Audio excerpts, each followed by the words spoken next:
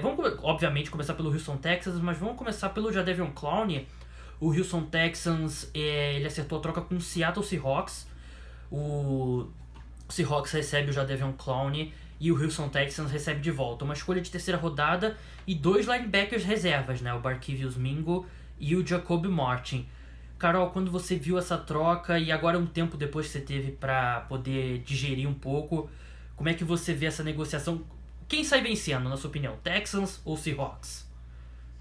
Não, com certeza o Seahawks, né? O Clowney foi um jogador draftado em 2014, né? Tava até então no Texans. Ele teve, apesar de algumas lesões, né, que ele sofreu, ele teve uns números muito bons. Ele recebeu a franchise tag no início do ano, não conseguiu o contrato de longo prazo, né, que ele queria, e com razão, né, considerando a qualidade dele, um jogador de primeira rodada, né, primeira escolha geral. Então ele resolveu entrar de greve, o que virou moda na NFL, o que é um pouco preocupante, né? Porque vai que todo mundo que não consegue o contrato ou quer trocar de time resolve fazer isso, o negócio vai ficar doido. O Texans, ele teve tempo de resolver isso, mas na minha opinião eles negligenciaram um pouco essa situação toda. Eles perderam certo tempo e com isso eles perderam todo o poder de negociação, né? Eles tiveram, com todo respeito aos jogadores envolvidos, mas eles tiveram que aceitar, entre aspas, qualquer coisa para conseguir resolver essa situação, porque o jogador já não queria mais continuar lá. O Seahawks saiu ganhando porque eles não precisaram abrir mão de muita coisa, né? Apesar do Texans precisar reforçar a linha ofensiva, pelo visto não foi uma exigência, né, na troca. Eles já tinham tentado também negociar antes com o Miami Dolphins, mas o jogador também afirmou que não queria jogar lá. Uma situação parecida, né, com o Antonio Brown, que Verdade. quando começaram a sair aquelas especulações que ele poderia ir para o Bills, ele falou que não adiantava trocar, que ele não queria. Outra coisa que também é problemático, né, virar moda. Enfim, a princípio ele vai ficar lá no Seahawks, né, por um ano, porque ele não vai ter mais o tempo de assinar o contrato de longo prazo. E vai se encaixar muito bem lá. Eu acredito que o Seahawks saiu ganhando em todas as partes possíveis. Eu concordo plenamente com a Carol. O Seattle Seahawks claramente é o vencedor nessa troca, porque você paga uma escolha de terceira rodada, você manda 2 linebackers reservas para um jogador que é um dos... Eu não diria que ele é um dos 10 melhores, mas ele tá logo ali, ele certamente é um edge rusher de nível de Pro Bowl. E eu vejo o encaixe dele na defesa do Seahawks, eu vejo como muito mais positivo do que no Houston Texans, porque eu gosto mais do Jadeveon Clowney jogando com a mão no chão, né, no esquema 4-3. E o front híbrido ali do Houston Texans, ele jogava às vezes de pé, às vezes por dentro. No Seahawks ele vai ser um defensive end de 4-3 mais clássico, né? Então eu gosto muito desse encaixe pro Seahawks. E mesmo que o Jadeveon Clowney deixe o Seahawks na próxima off-season, eu achei que foi uma troca excelente. E acho que você tocou no ponto certo, Carol. A forma como os Texans lidaram com essa situação, isso se dá muito pelo fato da equipe não ter um general manager no momento. Acho que, assim, são duas profissões completamente diferentes, ser general manager e ser head coach. Eu não gosto da mesma pessoa ocupando o cargo, como é o caso do Bill O'Brien atualmente. E deixou essa situação chegar tão perto da temporada regular, os Texans não tinham nenhum poder de barganha. E basicamente você olha da seguinte forma: se o Jadeveon Clowney ele vai embora como free agent na próxima off-season, enfim, ele seria... Os Texans receberiam basicamente uma escolha de terceira rodada, uma escolha compensatória. Então eles receberam basicamente o que eles já receberiam e mais 2 linebackers reservas. Então o time dos Texans, que a gente vai falar mais pra frente, fez uma troca de um time que tá pensando em ganhar agora, mas com essa negociação do Jadeveon Clowney não ajuda nada o time nesse momento. E ainda na questão do Seahawks, né? Eles buscaram o Clowney justamente para suprir a troca que eles fizeram com o Chiefs, né? Do Frank Clark. Frank Clark, ele vai chegar para fazer uma dupla, né? Com o Ziggy... Eita, meu Deus. Só nome não tô difícil. conseguindo falar. Ziggy Ansah. Ziggy Ansah, que chegou em maio, né? Ele perdeu um pouquinho da temporada... Aliás, perdeu a temporada passada toda, né, por causa de uma lesão no ombro. Não, mentira. Se eu não me engano, ele perdeu mais da metade da temporada passada. Ziggy Ansah sempre tá machucado. Ombro, mas... mas se eu não me engano, acho que foi mais da metade da temporada. por uma lesão, né? Uhum. Então, assim, se ele conseguir se manter saudável, vai ser uma dupla muito interessante ali no Seahawks, que desde do final da Legion of Boom, eles estão atrás de uma defesa bem consistente. Não que eles não tivessem isso antes, né? Mas eles estão atrás daqueles jogadores que vão formar um grupo muito forte.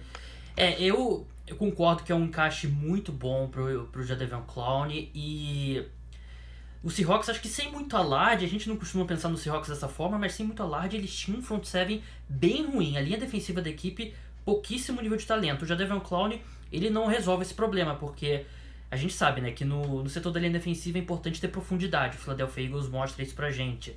Mas você pelo menos tem dois caras ali pra você colocar um de cada lado. Sobre o Clowney e o Frank Clark, claro que ele ocupa o espaço que o Frank Clark deixou, mas eu vejo ele um jogador muito mais parecido com o Michael Bennett, que já deixou, se não me engano, há 2 anos o Seattle Seahawks. Porque se o Seahawks... Eu acredito que o Seahawks vai usar o Jadeveon Clowney de uma forma muito parecida como eles usavam o Michael Bennett, que vai ser ele jogando de defensive end em downs base, né, primeira e segunda descida, e vai ser muitas vezes a gente vai ver o Jadeveon Clowney se aliando por dentro em situação clara de passe, como fazia o Michael Bennett, porque o Jadeveon Clowney não é bem um pass rusher muito refinado, né, ele é um cara que ganha muito mais com força, com velocidade, então eu vejo ele caindo nesse papel do Michael Bennett e vai fazer muito bem para essa defesa do Seattle Seahawks, e eu gosto muito dessa troca pro Seahawks, e achei uma troca bem ruim pro Houston Texans, perde um jogador de valor por quase nada.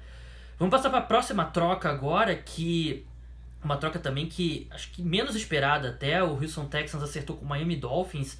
Eles adquiriram o Laremy Tunsil, offensive tackle do Miami Dolphins, left tackle, o Kenny Stills, uma escolha de 4ª rodada e uma escolha de 6ª rodada, e deu para o Miami Dolphins 2 escolhas de primeira rodada, uma escolha de 2ª rodada, um jogador de special teams, né, o John Bademose, e um offensive tackle reserva, que é o Julian Davenport. Essa troca, eu comparei no Twitter essa troca, não sei se você vai concordar, Carol. É aquela coisa que o pessoal fala, economista costuma falar, que você não deve fazer compra quando você está com fome, porque você acaba comprando mais do que você deveria. E o Houston Texans tinha muita fome por um jogador de linha ofensiva e, novamente, estava negociando uma posição que não estava numa posição de força, porque os Dolphins sabiam do desespero dos Texans, sabiam que não tinha nenhum outro left tackle jovem como Larry Tunsil no mercado, e fizeram os Texans pagar 2 escolhas de primeira rodada, uma escolha de 2ª rodada, que é basicamente o que os Bears deram aos Raiders pelo Khalil Mack. Khalil Mack, um Defensive Player of the Year, All-Pro sempre, enquanto o Larry Tunsil, na minha opinião, ele é um left tackle um pouco acima da média. Ele foi o 35º melhor tackle na NFL, segundo o Pro Football Focus. Ele é promissor, ele tem, se não me engano, 24, 25 anos, mas os Texans estão pagando muito caro por um jogador que ainda precisa provar que vale a pena esse tipo de investimento.